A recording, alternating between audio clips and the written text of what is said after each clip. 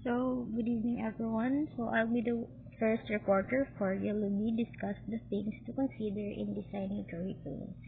So, for the essential knowledge, the things to consider in designing curriculum, there are two major forces in organizing a curriculum. It can be horizontal or vertical.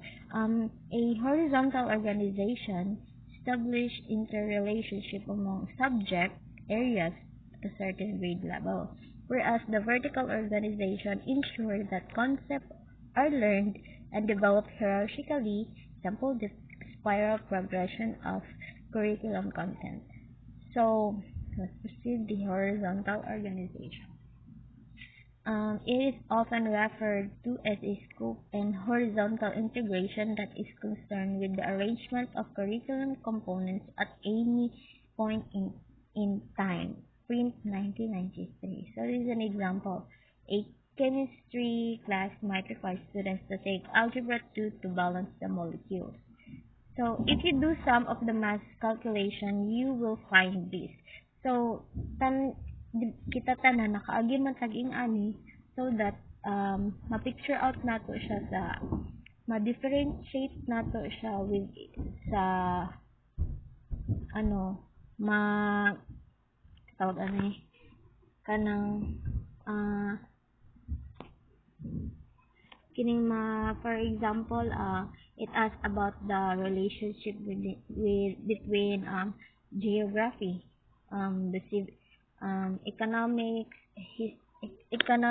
history, and the civics in elementary. It also focuses on establishing a relationship and integration among subject areas in elementary or secondary curriculum. So kini mo ni siya ang example sa kining ADMAT, Form 4, Chapter 2 Quadratic Equation, Chemistry Form 4, Chapter 3. So, ay araw nakabutang. So, when we say horizontal curriculum is kanang murag nagpasabot siya kung saang gitun-an sa usa ka subject or unsa ba na siya nga piho or the curriculum nga kurso nga usa sa institution ay umaayon sa iba.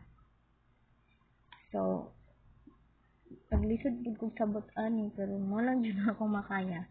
So, the next is the vertical organization.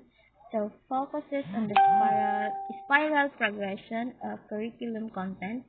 For example, what skills, concepts, and values should be taught in science from grade 1 to grade 6.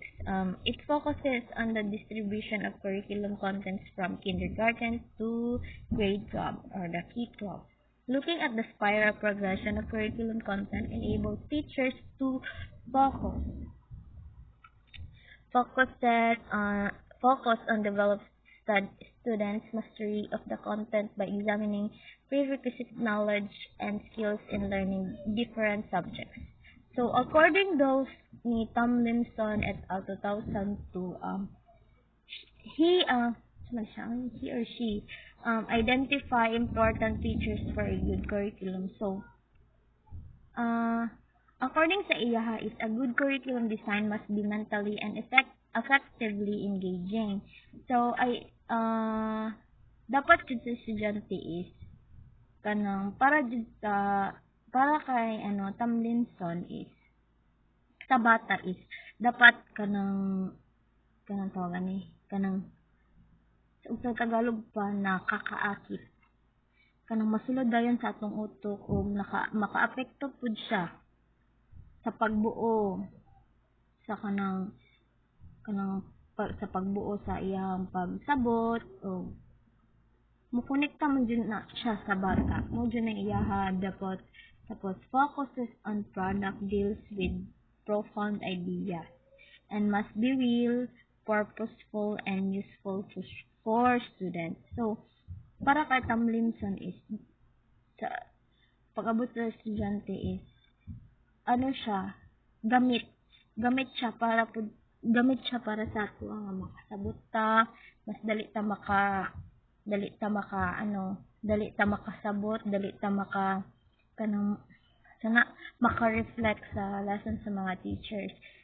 When it comes na kanang maglisod ka na kay mga clue about that subjects nga dapat ani din ni siya ana miskan pag kanang siya nga dapat mauna-una nato ni nagpasabot na si Tomlinson is about sa good curriculum design is mentally and effectively engaging din siya. So this is example of a student learning spiral. So makita ninyo ni or hanap siya. So there are 1 2 3 4 5 6 man ata ni. Nabasa na to ha. Na ay content and perform standards, expectations for students, instructional practices, assessment of progress, reflection or evaluation, modification based on new knowledge. Ora ba? 1, 2, 3, 4, 5, 6, 6. So, mag-first ta sa So, content and performance standards. So, content and performance standards is, when we say content, explaining what students should know, care about, and be able to do in each level of learning. And when we say performance, are used to evaluate what specific measurable evidence is acceptable in determining whether content standard has been met. So, kita man siguro tanan naagian ta sa senior high manatawag ka ng mga practice teacher nga. Nakanang example sa pasabot is sa content and performance standard. So, what students should know, care about, and able, di ba? Naka-remember pa mo sa KWL? Atong KWL sining ani kanang what you know, what you want to know, o how will you learn. Mo na siya akong sa content and performance standards. So next is the expectation for students. So expectation for students is daghang klase nga basic. Isa na siya sa sa example nako is expectation for students is be on time.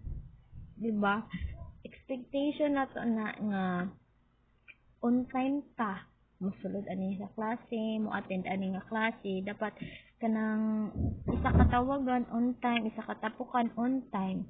Then follow classroom rules, isa po ni siya sa basic expectation for students. So then be prepared for class.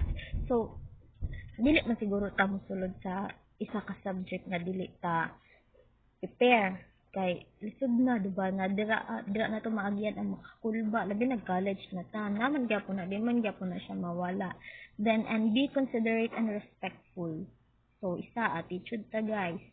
So ang pinaka kanang expectation for students is wait to be dismissed. Example na siya kay naman kasagaran di ba nga kanang dili kahulat nga magawas kita daghan tag expectation for students daghan tag expectation kanang expect na ko nga maghulat ka nga mag-dismiss, expect na ko nga prepare for ko ani nga klase, expect na ko nga mo follow ko sa classroom rules, ani ba daghan tag kanang expectation dili lang sa kanang mga ani nga pamaagi na pidaghan. So the next is instructional practices. So instructional practices which is a field-based or practicum that provides students with background knowledge of child and adolescent development, as well as principle of effective teaching and training practices. um instructional para sa is mo ni siya ang mga pamaagi nga ginagamit gani sa mga teachers aron matabangan ang mga estudyante nga mahimong independent or madiskarte sa kanang pagtuon ba. When we say independent, not influenced or controlled by others. So mo ni sila ang mga estudyante nga kanang kan pag-unsay paggalgal dira ani ana kanang najud siya najud siya tawag najud siya kaugalingon nga kaya nako ni ana kanang dili siya dani sa mga istorya lang gani sa mga kauban ba nato dira ana najud independent jud siya kanang madiskarte sa kanang pag-abot sa klase. So next is the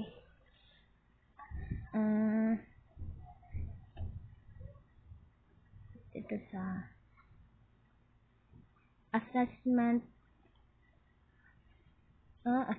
of progress. It is the gather relevant information about students' performance or progress or to determine students' interest. So, daghan tag assessment like diagnostic assessment, kato, summative, formative, daghan ang ginahatag sa ato nga teachers nga para na yung mga ma-exercise pod ang students nga ani natay summative test or summative assessment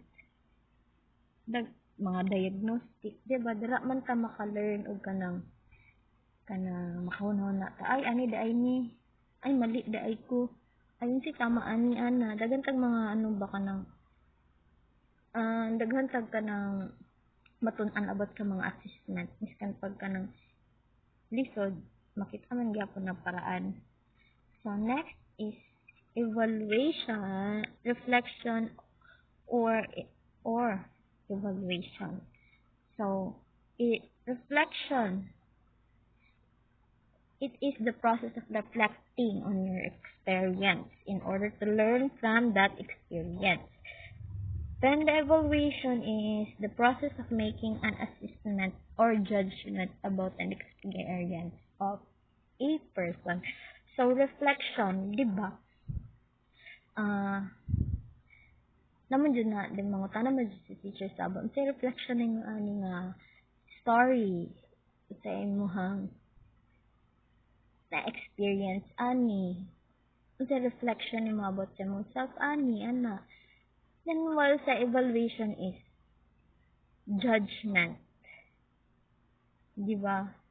Now, di ba, napunta sa mga teachers katong evaluation katong sa tawag nga kita mag-judge sa ilaha unsa sila sa atoa naman pud sila sa atoa i-judge man pud ka ana nila but kini isa jud ni pud ni siya sa estudyante nga dili na siya pwede nga mawala.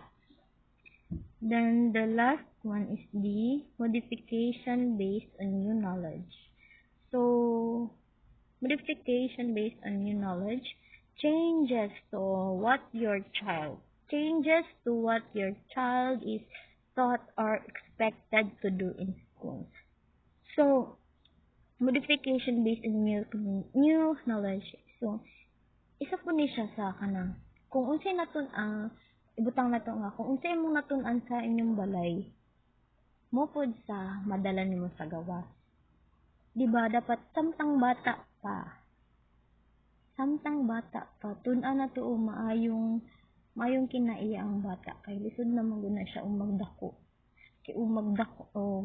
tahay wa nimo na nabantayan ng bata sa gamay pa baag di ka badlong ana pero pagdako anak niya mubadlong na ka kay syempre ani anak dili na niya mabag-o kay nana na siyang utok nga sa diay ni ana dapat kita mapadulong man jud ta as a parent or second parents lang pareha sa teachers second parents naman nato na kabalo ta unsa madala og kanang maayo o dili maayo di ba so kung ikaw nga pamilya na nga bata tun-an nimo na og unsaon pag tahod sa kanang mga unsay tamang tahod or pag-bliss or pag-greet lang nga ngayong buntag dira nay ngayong buntag ana mag-bliss tahod isa na dako na kayo na siya tabang sa pamilya sa bata nga makakat-on gid ta dapat kung unsay nakutun-an nato sa balay nga maayo mo pa dapat ato ipakita sa eskwelahan or di ba kaya sa kanang mga balay-balay dira sa inyong mga friends dapat maayo ka kung sa maayo ka sa ilaha ug maayo po ka sa inyong balay so okay murag